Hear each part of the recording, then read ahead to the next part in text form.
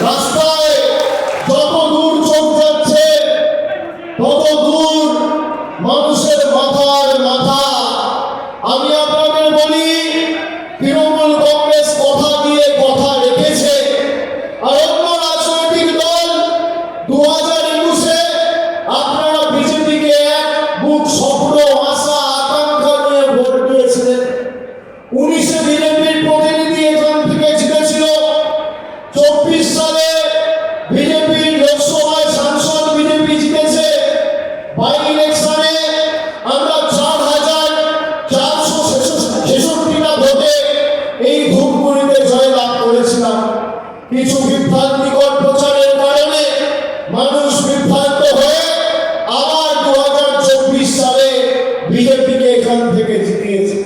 প্রায় 6,372 ভোটে বিজেপির প্রার্থী জয়ন্ত বাবু এখান থেকে জয়লাভ করেছেন। 2 বছর হতে চলল বিজেপির কেন্দ্রের সরকার এই ধূপগুড়ির জন্য কোন পরিবারের জন্য কোন গ্রামে কোন পঞ্চায়েতে 2টো পাকা রাস্তা করেছে তার হিসেব যদি আপনি চান, এদের কাছে উত্তর নেই। এরা ধর্মকে হাতিয়ার করে ঢাল করে রাজনীতি করে। আমি ধূপগুড়ি বিধানসভায় আমাদের মমতা মানুষের সরকার কি কাজ করেছে তার বিস্তারিত বর্ণনা এবং পরিসংখ্যান আপনাদের সামনে আজকে তুলে ধরব।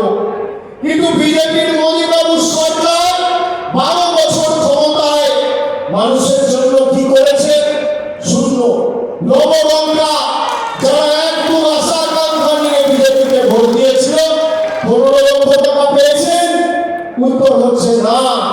বলেছিল বছরে 2 কোটি চাকরি দেব, পেয়েছেন?